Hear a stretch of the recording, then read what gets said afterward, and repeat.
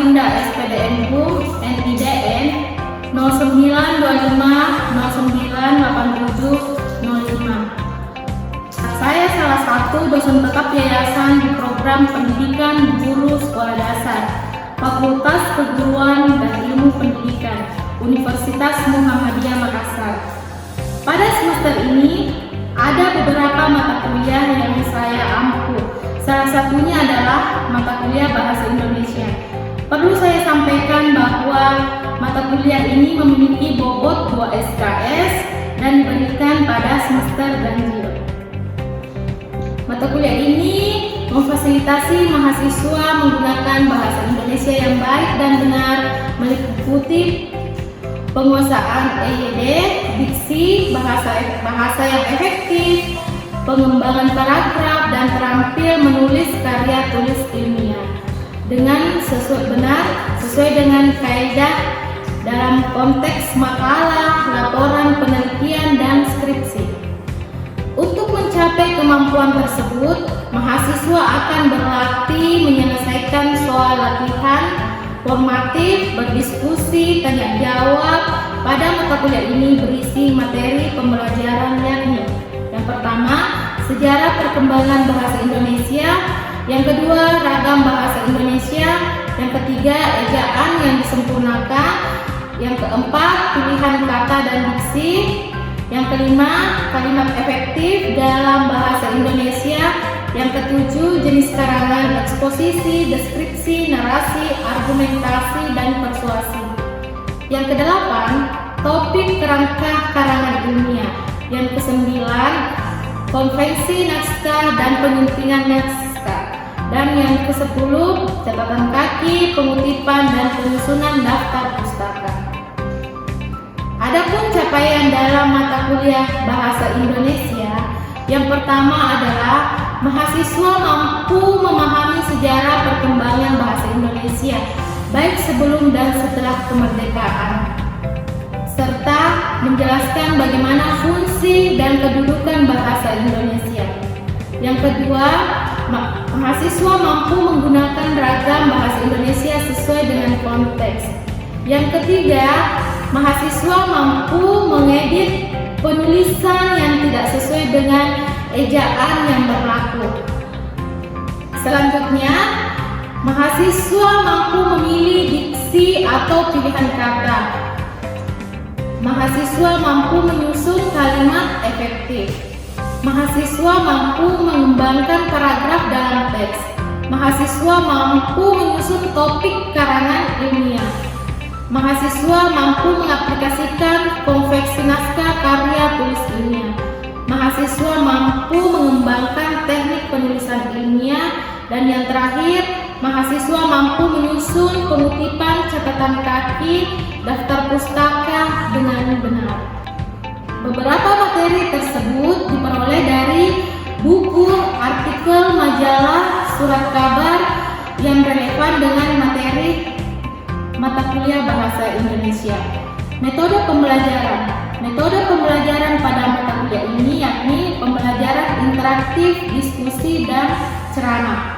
Pada metode pembelajaran ini, mahasiswa diharapkan untuk lebih aktif, komunikatif, serta terlibat dalam proses pembelajaran bahasa Indonesia. Adapun media pembelajaran yang digunakan, yang pertama adalah WhatsApp, di mana media ini digunakan untuk melakukan interaksi antara dosen dan mahasiswa. Yang kedua, Google Classroom, digunakan mahasiswa untuk mengumpulkan tugas yang diberikan. Yang ketiga, Microsoft PowerPoint, di mana Microsoft PowerPoint atau PPT, pembelajaran bahasa Indonesia disampaikan dan dikemas dalam bentuk PPT yang berfungsi sebagai media dalam penyampaian materi pembelajaran. Yang keempat, media pendukung lainnya adalah video, majalah, surat kabar, dan sebagainya untuk mendukung mata kuliah Bahasa Indonesia. Perkuliahan Bahasa Indonesia dilaksanakan selama 16 kali pertemuan. Satu pertemuan dilakukan evaluasi di tes, Dan satu lagi dilakukan evaluasi akhir semester atau final test. Pada penilaian perkuliahan ini, saya tidak hanya mengacu pada penilaian evaluasi tengah semester dan evaluasi akhir semester atau final test. Akan tetapi ada beberapa indikator yang digunakan dalam penilaian akhir. Di antaranya, nilai A sangat baik, kehadiran harus mencapai 85%, plus keaktifan dalam proses pembelajaran, plus nilai UTS, dan nilai ujian akhir semester, dan tugas individu lengkap plus tugas kelompok. Jika skor mencapai 80% ke atas, maka diberi nilai A. Yang kedua, nilai baik atau B. Nilai baik dilihat dari kehadiran 80%, keaktifan dalam proses pembelajaran, nilai UTS lebih besar dari 80%, nilai UAS lebih besar dari 80%, dan tugas individu lengkap plus tugas kelompok, maka diberi nilai B atau baik. Dan yang terakhir, nilai C. Cukup jika kehadiran 55% plus keaktifan dalam proses pembelajaran plus nilai UTS plus nilai UAS atau final test 60 plus 2 tugas individu lengkap, maka diberi nilai C atau cukup dengan rentang nilai 55 sampai 64%. Itulah tadi indikator penilaian saya dalam mata kuliah Bahasa Indonesia. Selanjutnya terkait proses perkuliahan, berikut ini saya sajikan video pembelajaran pada mata kuliah Bahasa Indonesia. Bismillahirrahmanirrahim. Assalamualaikum warahmatullahi wabarakatuh. Waalaikumsalam warahmatullahi wabarakatuh. Puji syukur kita panjatkan kehadirat Allah Subhanahu wa Ta'ala karena berkah dan rahmatnya sehingga kita bisa bertemu di tempat ini. Bagaimana kabar semua? Alhamdulillah. Baik, sebelum kita mulai materi, saya persilahkan dulu ketua tingkat memimpin temannya untuk berdoa. Baik, sebelum kita memulai materi ini, alangkah baiknya kita berdoa terlebih dahulu. Doa dimulai.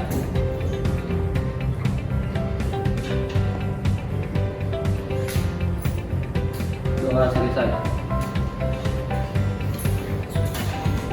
Baik, sebelum diaksen, bagaimana kabar semua? Baik, Bu. Nurul Asmaul Husna, hadir Bu. Dani, Hadir, Bu.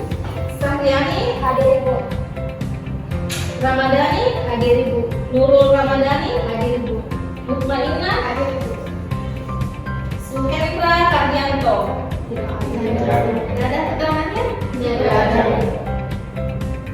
Siti Fatimah, Hadir, Bu. Asriani, Hadir. Ananda Artika Putri, Nita Nabila Nyondri, Nur Awalia, Nurul Wahyuni, Hadir, Bu. Ainun Mardian, Hadir, Bu. Suratni, Hadir, Bu. Wiwi Nurfiana, Hadir, Bu. Nur Amalia, Hadir, Bu. Evan Setiawan. Baik, sudah semua ya? Baik, sebelum kita mulai materinya, masih ingat materi minggu lalu? Terkait sejarah perkembangan bahasa Indonesia. Ada yang bisa mengulangi? Ada yang bisa mengulangi materi minggu lalu? Ayo, satu orang dulu angkat tangan.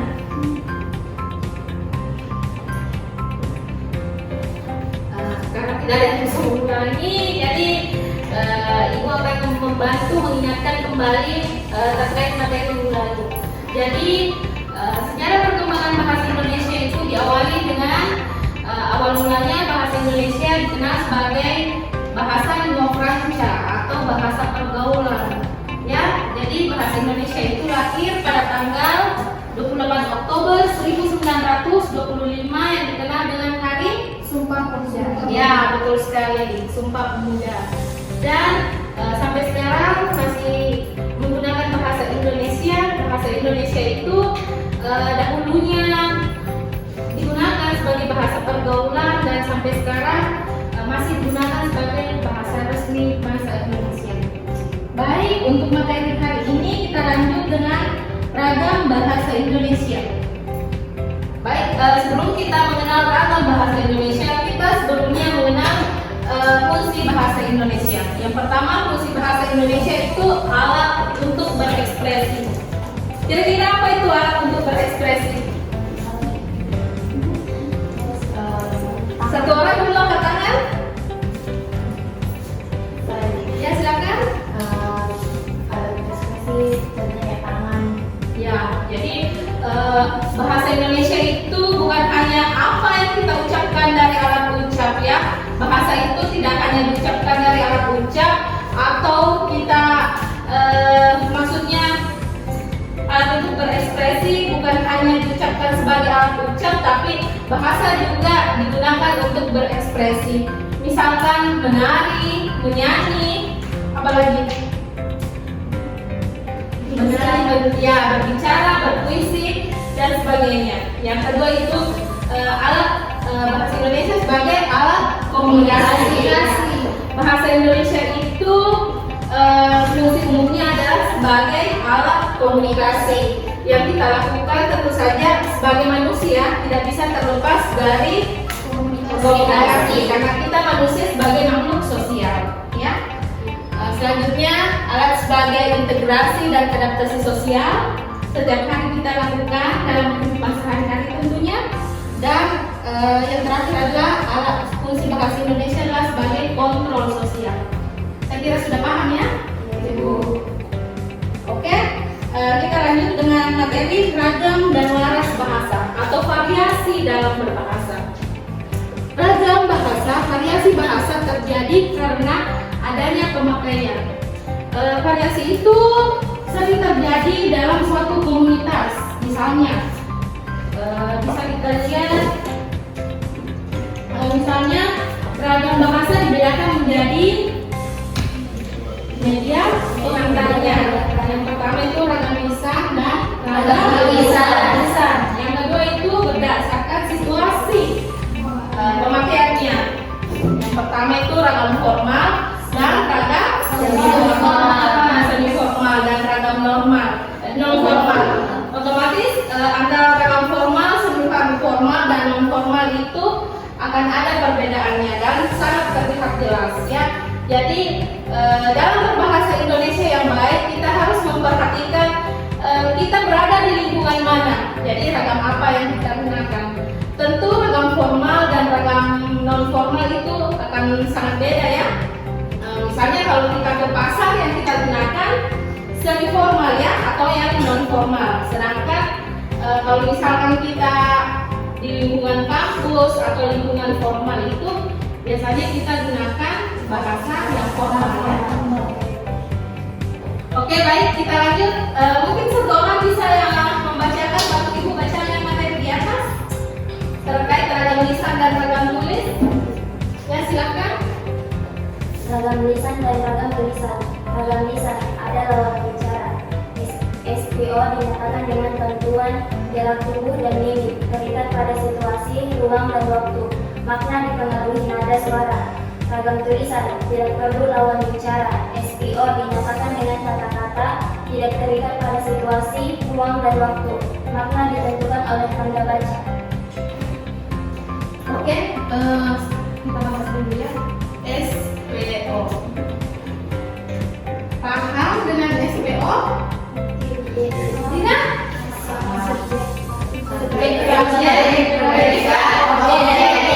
Saya kira itu sudah paham ya. Yang pertama itu dalam ragam lisan SPO itu dinyatakan dengan bantuan gerak tubuh. Jadi subjek, predikat, objek itu dalam mengungkapkan bahasa lisan itu maksudnya tidak jelas. Tidak harus kita tulis seperti aku sebagai subjek, Makassar sebagai subjek dan sebagainya. Paham ya?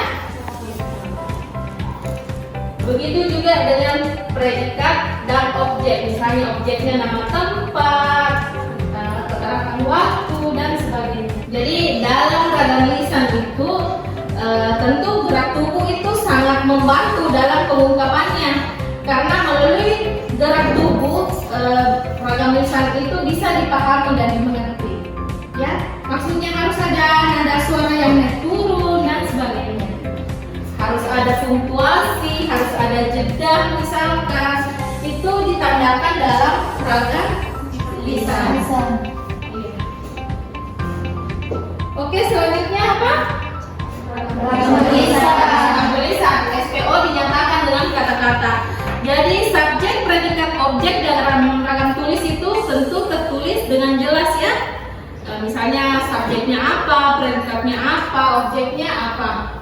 Selanjutnya terikat pada situasi, ruang, dan waktu. Seperti kita lakukan sekarang ini, kita melakukan perkuliahan bahasa Indonesia di ruangan Ikra B24 ya. Itu terikat situasi ya, terikat ruang dan waktu. Sedangkan ragam tulis itu tidak mesti terikat dengan waktu. Misalkan kalau kita menulis surat, menulis sebuah tulisan novel misalnya, kita tidak akan menulis silahkan tulisan saya itu dibaca pada saat ini. Jadi itu tidak ada keterangan waktunya maksudnya. Paham? Paham. Ya. Dan yang terakhir adalah makna dipengaruhi nada suara. Jadi nada suaranya itu dalam ragam tulis itu naik turun ya, harus ada naik turun. Atau mungkin ada di sini yang bisa berbicara tanpa jeda? Karena kalau misalnya kita mengungkapkan kata-kata tanpa jeda, apa? Ya betul sekali. Jadi kalau tidak ada jedanya itu juga tidak akan dipahami dan dimengerti oleh lawan tutur kita, lawan bicara kita. Paham ya? Iya, Bu. Nah, sedangkan makna ditentukan oleh tanda baca. Misalnya dalam ragam tulis itu harus ada, kita tulis mau kemana hari ini, harus ada Tanda tanya. tanyanya. Tapi dalam ragam tulis itu tidak mesti kita tulis mau kemana hari ini, tanda tanya ya. Paham sampai di sini? Paham. Bagaimana? Masih semangat? Masih. Ya, harus semangat ya. Baik, kita lanjut lagi ragam berdasarkan situasi pemakaiannya. Yang pertama itu ragam formal. Misalkan saya, Anda, saudara, bapak, dan ibu. Ya, itu adalah ragam yang dipakai atau yang digunakan dalam situasi formal. Ya. Sedangkan ragam semi formal misalkan digunakan dalam kata aku, kamu, mas, mbak. Jadi jangan ada yang tertukar nanti kalau misalnya mau mengungkapkan atau misalnya berbicara dengan lawan tutur kita. Jangan sampai ragam non formal dimasukkan ke dalam ragam formal ya. Itu pasti ada kesalahan atau dalam berbahasa ya. Misalnya ragam non formal itu lu, gue, situ, si, de, ya. Itu tidak digunakan dalam ragam formal. Misalnya dalam apalagi ragam karya tulis ilmiah itu tidak akan digunakan ya. Baik, kita lanjut. Oke, kita masuk lagi laras bahasa. Siapa yang bisa bacakan? Laki-lakinya dong. Ya, Dani, silakan Dani. Laras bahasa, kesesuaian bahasa yang dipakai dengan fungsi memakai bahasa dengan ciri tertentu untuk keperluan tertentu. Ya, laras bahasa adalah kesesuaian bahasa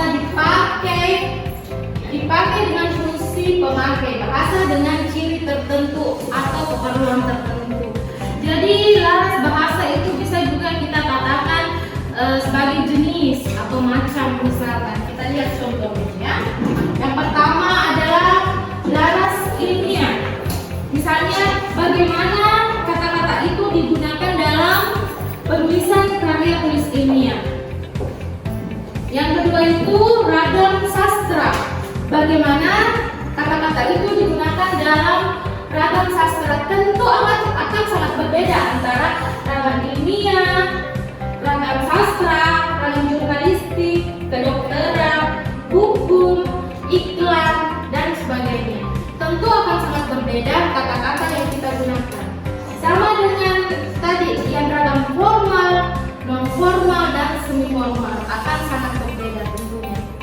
Paham sampai di sini? Paham. Oke. Contoh gambar di atas kalian ini siapa kalian? Dia adalah salah satu penulis terkenal di Indonesia yang menuliskan novel Laskar Pelangi. Nah, siapa itu? Ayo, dapat door prize yang bisa menjawab. Ayo, siapa? Andrea? Anda pernah sama sekali lihat? Ya, dia adalah penulis novel terkenal yaitu Laskar Pelangi yang bestseller ya. Andrea Hirata, kalau apa ya? Hirata ya kalau tidak salah. Jadi kenapa kira-kira kita harus menulis?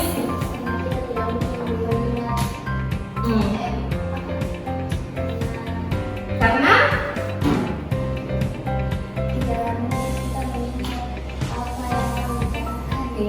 apa yang kita lakukan hari ini belum tentu kita akan ingat di masa depan nanti. Makanya harus diabadikan dalam sebuah tulisan, ya. Jadi kalau misalkan kalian membaca membuat kita akan mengenal dunia. Jadi dengan sebuah buku Anda bisa menjelajahi dunia. Sedangkan dalam menulis Anda akan dikenal oleh dunia jika tulisan Anda itu terkenal di mana-mana. Paham sampai di sini? Paham. Oke, sebelum Ibu memberikan tugas, mungkin ada pertanyaan? Satu orang? Ya, silakan. Siti Fatimah ya? Iya, silakan. Pertanyaanku yaitu apa pembeda antara ragam tulisan ada lawan bicara dan ragam tulisan tidak ada lawan bicara. Apa pembeda? Ragam tulisan ada pembicara, ada lawan bicara, dan ragam tulisan yang tidak ada lawan bicara. Oke, apa pembeda antara ragam tulisan yang ada lawan bicara dengan yang tidak ada lawan bicara ya? Tadi ada di slide. Oke, mungkin ada yang bisa bantu jawab dulu sebelum Ibu jelaskan. Ada yang bisa? Oke, silakan. Baik, saya mengambil pertanyaan dari saudara Siti Fatimah, yaitu apa pembeda antara ragam tulisan atau lawan bicara dan ragam tulisan yang tidak ada lawan bicara. Ragam tulisan yang menghendaki adanya orang kedua berbicara yang berbeda di depan pembicara, sedangkan ragam tulis tidak mengharuskan demikian. Ya, betul sekali. Jadi ragam lisan harus ada lawan tutur atau lawan bicara. Karena kalau tidak ada tuh lawan bicara akan ini ya. Nah, sedangkan kalau misalnya kita menggunakan ragam tulis atau misalnya tidak tertulis, itu tidak memerlukan lawan tutur atau lawan bicara. Paham sampai di sini? Oke, satu orang lagi pertanyaan sebelum kita tutup materi kali ini. Silakan Dani. Baik, terima kasih. Saya bertanya, apa perbedaan dari 6 macam-macam laras bahasa? Terima kasih. Baik, satu pertanyaan lagi. Ada yang bisa bertanya? Ada yang mau bertanya? Ya, Bu. Oke, Dani silakan. Baik, terima kasih. Saya bertanya, apa perbedaan dari 6 macam-macam laras bahasa? Terima kasih. Apa perbedaan dari macam-macam laras bahasa? Oh, laras bahasa ya. Kita lihat di slide.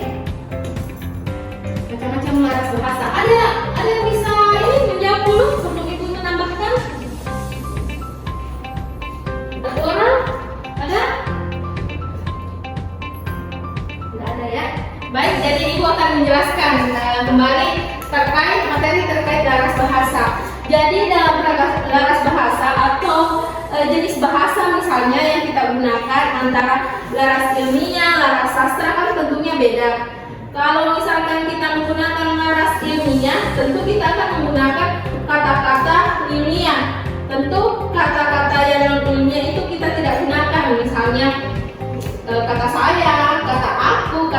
materi itu tidak kita gunakan, tapi kita gunakan sebagai kata ganti saya adalah peneliti misalkan. Saya sebagai peneliti. Jadi kita harus memilih kata kira-kira dalam ragam ilmiah, laras ilmiah yang mana cocok yang kita gunakan. Selanjutnya dalam ragam sastra itu kan otomatis dalam pengungkapan sebuah bahasa itu akan ada yang mendayu-dayu, misalnya dalam pengungkapan sebuah puisi harus berkhayal tingkat dewa ya kalau dalam membuat karya sastra. Jadi akan sangat berbeda dengan laras ilmiah dengan laras sastra. Begitu juga dengan laras jurnalistik misalnya. Nah, laras jurnalistik itu kan mungkin tidak semua di sini pernah lihat majalah atau kata-kata jurnalistik yang digunakan misalnya bagaimana. Itu akan sangat berbeda dengan laras sastra ya. Begitu juga dengan laras kedokteran yang sering kita lihat itu tulisan dokter itu pasti mereka mempunyai istilah-istilah ilmiah dalam bidangnya, bidang kedokteran. Sama dengan ilmu biologi itu kan ada nama latinnya ya. Nah, sama dengan itu laras kedokteran. Begitu juga laras hukum dan laras iklan. Kalau misalkan laras iklan itu namanya kan menjual atau ingin membuat barangnya cepat laku, otomatis ada sesuatu yang ingin ditonjolkan atau dilebihkan. Paham kan nih? Paham Bu. Oke, bisa diulangi dulu? Sudah ya, sudah paham ya? Oke, baik. Saya kira sudah cukup. Masih ada pertanyaan? Tidak ada ya? Sebelum kita tutup materi kita hari ini, mungkin satu orang bisa menyimpulkan materi kita hari ini. Silakan. Baik, yang dapat saya simpulkan dari materi yang Ibu sampaikan yaitu bagaimana kita mengetahui tentang apa itu fungsi bahasa dan penjelasan tentang ragam lisan dan ragam tulis. Ada juga penjelasan dari macam-macam bahasa bahasa. Mungkin itu saja kesimpulannya. Terima kasih. Oke, baik, terima kasih. Baik, saya kira sudah jelas materi kita hari ini ya. Iya, Bu. Tidak ada pertanyaan lagi? Baik, dengan mengucapkan alhamdulillahirabbil alamin, maka perkuliahan kita tutup hari ini. Semoga materi kita bahas hari ini bermanfaat untuk kita semua. Lebih dan kurangnya mohon dimaafkan. Wabillahi taufiq wal hidayah. Wassalamualaikum warahmatullahi wabarakatuh.